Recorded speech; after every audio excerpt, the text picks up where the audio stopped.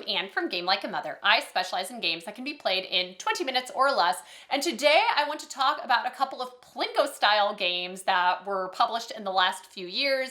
If you've watched The Price is Right, you know what Plinko is. You put a ball down like a pegboard, and it bounces down and ends up in a spot on the bottom, and you don't know, it depends on how it bounces down the pegboard. Well, a game that came out with this as its kind of novel premise was Magic Mountain.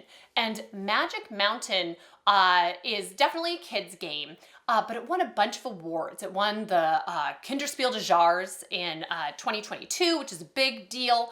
And it is a cooperative game in which you are students trying to make your way down to the bottom of the mountain before witches do. And the marbles that you put down the like the pegboard, the run, are symbolized will-o'-the-wisps, and they're what are guiding you through the forest. And so if you put them down a chute and then whoever they touch the back of that character, then they go down to the next spot that matches the color of the marble. So it's one of those games where it's just so easy to set up and play immediately. It's really fun. It's very positive because it is cooperative.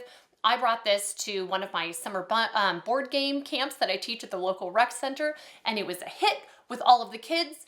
That said, I would solidly put this in a playdate level game because it is so light, it's fun, there are little to no rules to worry about, but there's not a lot there in terms of strategy and repeat play if this is like a go-to game around your house. It's great if you have kids that have friends come over and they just want to have a quick, easy game to play. This is perfect for that. It's perfect for in the evening, upon occasion, getting out a game with your child where you are assured a happy time, because co-op games are nice, especially in the evenings with tired children. They just seem to do better with that. But this is, there's limited replay value. It really depends on your audience. The other game that just came out is Oh No, Volcano by Phil Walker Harding of Sushi Go and many other board games acclaim. And in this, to me, it feels like a very, very like stripped down version of Fireball Island, kind of. It's the same excitement and fun, but it is so quick and it is so simple.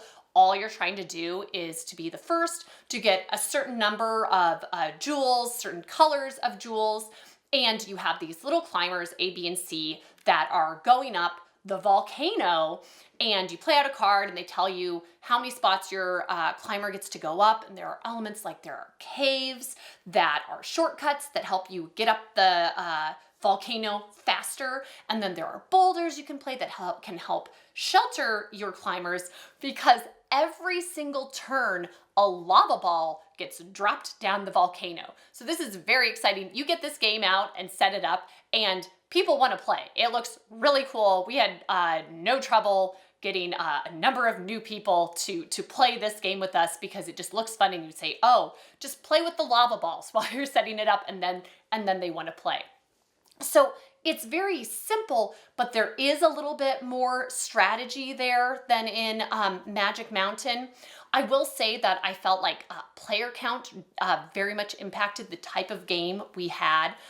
Two-player is my favorite to play because there's much less downtime where you're having to remind people that it's their turn, and it's a lot easier to go up and get the jewels that you need because there aren't a bunch of people going in between turns that could be putting down lava balls that are gonna knock you down. If you're playing a 4-player game, you go and then 3 other people go, so there are many opportunities to have your little climbers knocked down.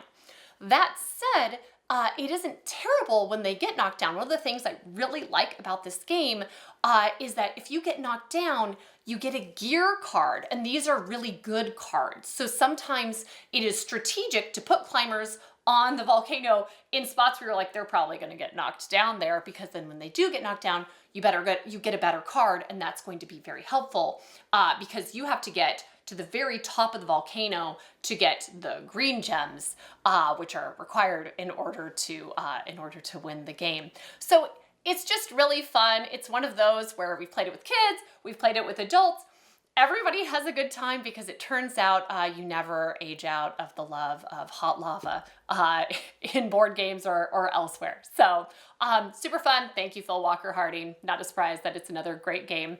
That's it for me today. You can check out more of my content on my YouTube channel and my website. And back to the folks in the studio.